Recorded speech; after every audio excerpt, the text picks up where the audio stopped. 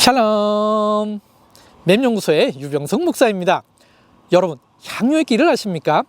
오만과 예멘에서 시작해서 가자까지 2400km에 이르는 고대의 긴 교역로입니다.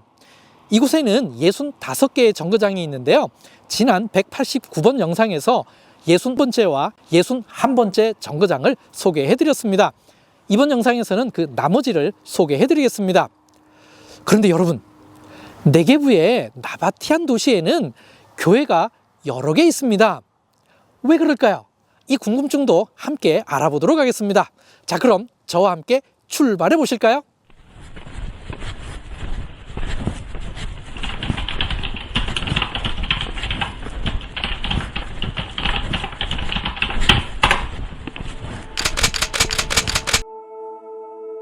미츠페 라몬에서 두 번째 밤을 보내고 3일째 아침을 맞이했습니다.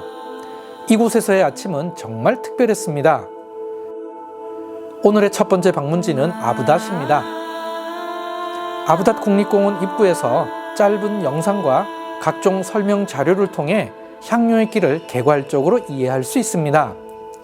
나바티안 상인들이 운반했던 상품인 유향과 몰약도 있습니다. 그리고 네게부에서 발견된 로마 마일스톤도 전시되어 있습니다. 유적지까지 이동하기 위해서는 차량을 이용해야 합니다. 낙타들이 아부닷을 들어가는 듯한 조각품이 있는데요, 마치 옛날 상인들이 우리 눈앞에서 진짜로 걸어가는 듯한 상상을 하게 됩니다. 저는 지금 전체 향유의 길에서 62번째 정거장인 아부닷에 와 있습니다. 이곳에는 두 개의 교회가 있는데요, 이곳은 남쪽에 있어서 남쪽 교회입니다. 그런데 이 교회에 세인트 데오도로스가 541년부터 618년까지 생존했고 이 자리에 묻혀 있다라고 하는 비문이 발견되어서 이 교회를 세인트 데오도로스 처치라고 합니다. 이곳에서는 이렇게 십자가 무늬가 새겨져 있는 돌 판막이 발견되었는데요, 진품은 이스라엘 박물관에 있습니다. 이 교회에서는 다른 곳에서는 없는 아주 특별한 게 발견되었습니다. 바로 이것인데요, 이것의 용도는 설교자가 이렇게 올라가서 회중들에게 설교를 할 때 사용된 것입니다. 이 교회는 비잔틴 시대 때 교회의 모양이 어떠했는지, 예를 들면 가운데 앱시스가 있고 양쪽에 작은 앱시스가 있고, 그리고 아트리움과 나르텍스 등 비잔틴 시대 때의 교회 구조를 알 수 있게끔 아주 잘 보존되어 있는 곳이 이곳입니다. 이곳은 아부닷에 있는 북쪽 교회입니다. 이 교회의 특징은 이 교회 바로 앞에 나바티안 신전이 있는데요, 그 신전 돌로 지었다는 것입니다. 네게부에 지어진 최초의 교회로 추정합니다. 2005년 7월 5일에 향유의 길에 있는 4개의 나바티안 도시들이 유네스코에 정식으로 등록되었습니다. 맘시트와 아부닷과 쉬부타와 할루짜입니다. 네게부에 남아있는 이 4개의 도시들에는 700여 년 동안 사용된 고대 교역로의 흔적이 남아있습니다. 뿐만 아니라 당시 인류의 삶과 문화적 유산도 함께 남아있기에 세계 문화유산으로 등록되었습니다. 이 4개의 도시 중 맘시트는 지난번 영상에서 소개해드렸습니다. 이제 아부닷을 둘러보았으니 세 번째 유네스코 등록지인 쉬부타를 향해 이동해 보겠습니다. 향유의 길에서 쉬부타는 중심 루트에서는 좀 벗어나 있습니다. 쉬부타는 니짜나와 아부닷, 그리고 아부닷과 르호봇을 연결하는 역할을 하던 곳입니다.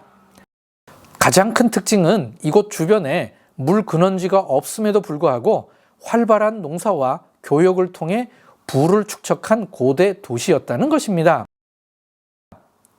어떻게 이게 가능했을까요? 그 해답은 확실한 빗물 관리에 있습니다. 쉬부타는 도시 한가운데 커다란 물 저장소가 있습니다. 그리고 집집마다 빗물을 모으는 저장 시스템을 가지고 있습니다. 이곳에 샘이 없는 이 쉬부타가 어떻게 생활했는지를 알 수 있는 좋은 힌트가 있습니다. 만약 비가 올 경우 지붕 위에 모아진 빗물이 이 관을 타고 흘러내려서 이 안에 저장되게끔, 즉 개인적인 물 저장소라고 할 수 있습니다. 한번 보시죠.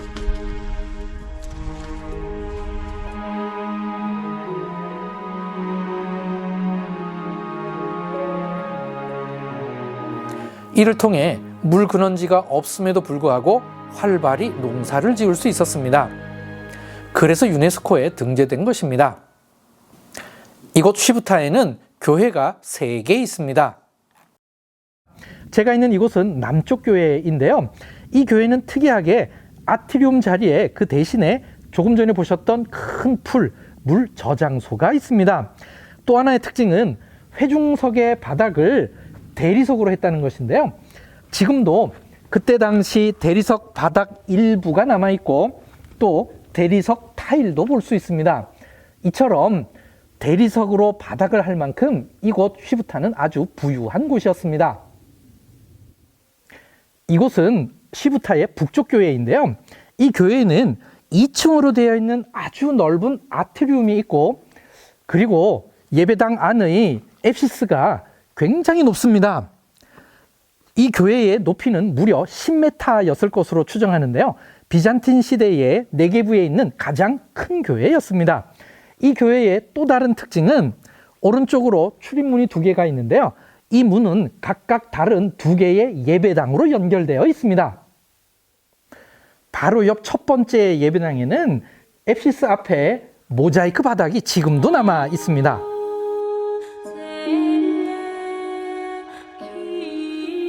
연결된 2번째 예배당의 앱시스 밑에는 특이하게 세례탕이 있습니다. 이 세례탕의 특징은 하나의 돌 덩어리로 이루어진 것인데요. 바깥을 다듬고 안을 파서 만들었다는 것입니다. 3번째 교회는 중앙에 있습니다. 이 교회는 아트리움이 없습니다. 그러면서 도시 안 중심 도로와 바로 연결되어 있습니다. 그래서 물 저장소의 위치가 특이합니다. 교회 안 회중석 끝자리에 있습니다. 물을 얼마나 중요시 여겼는지를 엿볼 수 있습니다. 물이 너무 중요해서 물 저장소가 교회 안으로 들어와 있는 것이죠. 이제는 니짜나로 이동해 보겠습니다. 니짜나는 향료의 길 초기에 에일랏에서 할루자로 연결되던 루트에서 중요한 역할을 하던 곳입니다. 니짜나에서 쉬부타를 통해 아부다스로 갈 수 있었고, 르호봇을 통해 할루자로도 갈 수 있었습니다. 이곳은 니짜나입니다. 이건 역시 기원전 3세기경에 나바티안인들에 의하여 세워졌는데요. 제 뒤로 보이는 저 언덕 위에 나바티안인들의 신전이 있었습니다. 기독교가 공인된 이후에 이 니짜나도 기독교인 도시가 되었는데요.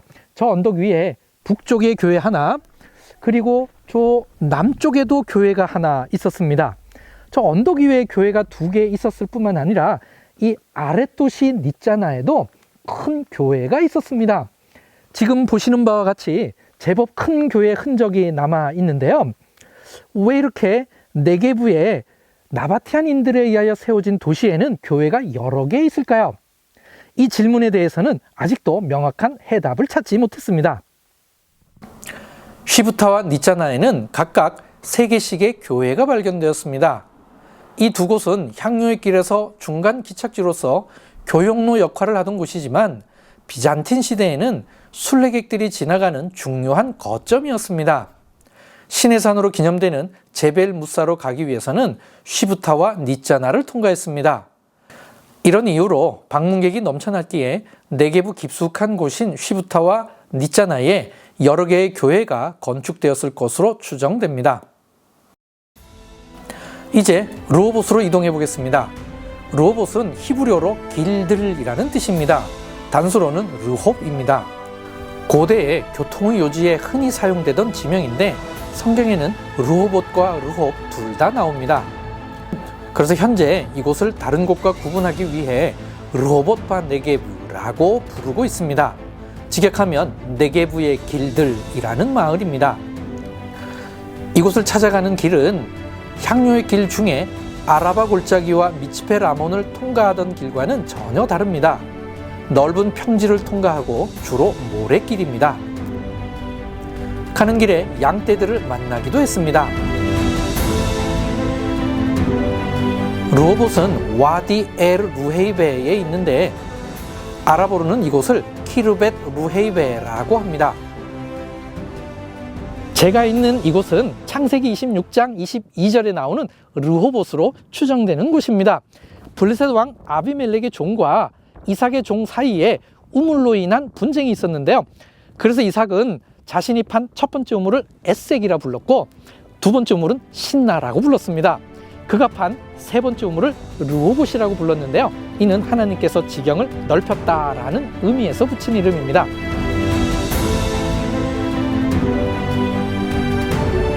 그런데 이 르호봇에는 히브리어로 길들이라는 뜻도 있습니다. 이 이름에 걸맞게 이곳은 향유의 길에서 중요한 교통의 요지였는데요. 비잔틴 시대에도 교통의 요지였습니다. 이곳에서 교회가 발굴되었는데요. 이 교회의 특징은 아트리움이 아주 큽니다. 그리고 앱시스 앞 비마 밑을 사용한 흔적도 나왔습니다.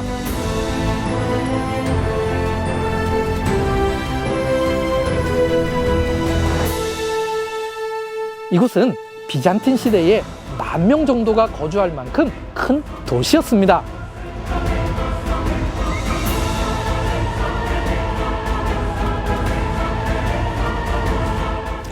향유길과 관련된 마지막 네 번째 유네스코 등록지인 할루자로 이동해 보겠습니다. 할루자는 63번째 정거장인데요.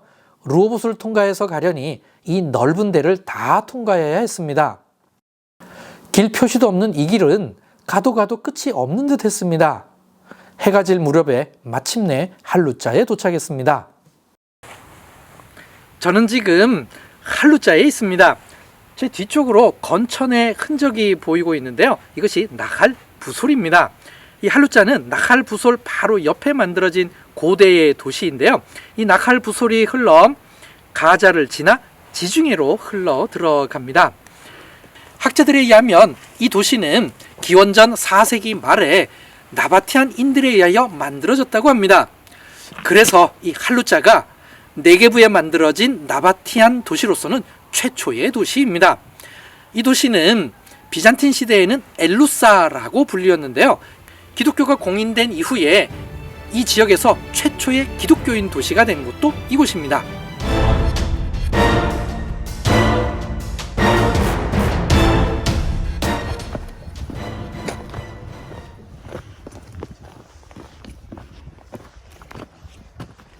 네, 교회의 흔적입니다.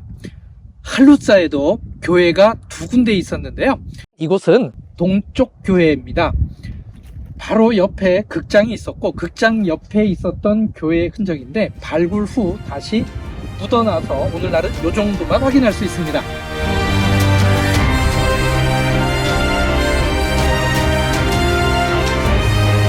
제가 들고 있는 이것은 바로 이 근처에서 찾은 것입니다. 아마 발굴할 때 나온 것으로 보이는데요. 이 토기는 전형적인 비잔틴 시대의 특징을 갖고 있는 토기이고, 그리고 제가 들고 있는 이 대리석에는 둥글게 홈도 파져 있습니다. 이 조각뿐만 아니라 이곳에 많은 대리석 조각들이 있는데요. 아마도 이것들은 교회의 벽 혹은 교회 바닥에 사용한 것으로 보입니다. 향유의 길의 종착지인 가자 항구에 이르기 직전에 64번째 정거장이 하나 더 있었습니다. 부솔 국립공원 근처에 있었다고 하는데 안타깝게도 아직 발견되지 않았습니다.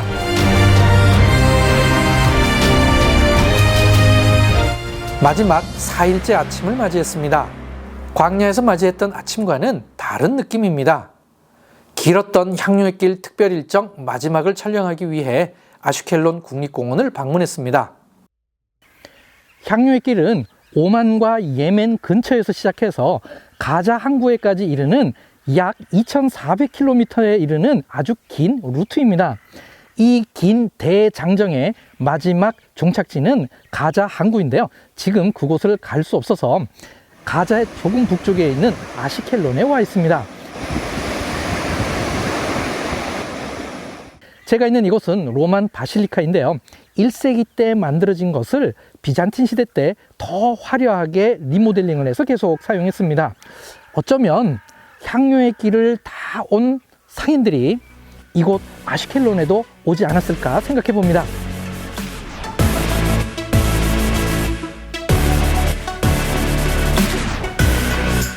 가자는 고대 지중해 연안에서는 중요한 교육지였습니다.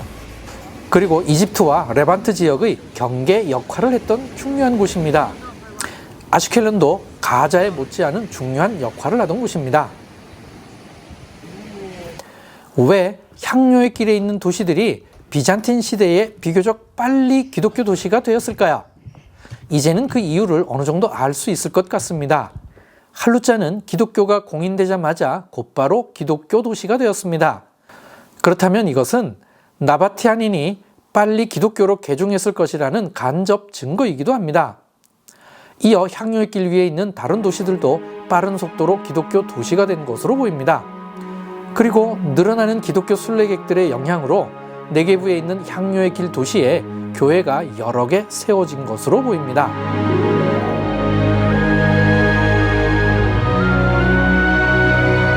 저는 지금 텔리짜나 바로 앞에 있습니다. 이곳에 특별한 조형물이 있습니다. 제 뒤로 샬롬이라는 글씨가 적혀 있는 기둥이 있는데요. 이런 기둥이 이곳에서 이집트 국경까지 100개가 서 있습니다. 이 기둥들 위에 평화라는 단어를 88개의 언어로 새겨 넣었습니다. 그래서 이 기둥들을 나티브 하샬롬, 즉 평화의 길이라고 부릅니다. 이 기둥을 이곳에 세운 이유는 고대 향료의 길을 다양한 인종과 민족이 지나갔기 때문입니다. 이 길을 지나갔을 수많은 사람을 의미해서 88개의 언어로 평화를 새겨 넣은 것입니다. 향료의 길과 교회를 소개하면서 그 종점인 가자를 소개할 수 없어서 참으로 안타깝습니다. 이 땅에 진정한 평화가 임하면 향료의 길의 종점인 가자를 우리도 갈 수 있겠죠. 그날이 속히 오기를 소망합니다. 맵연구소 영상은 앞으로도 계속됩니다. 그럼 네이트라오.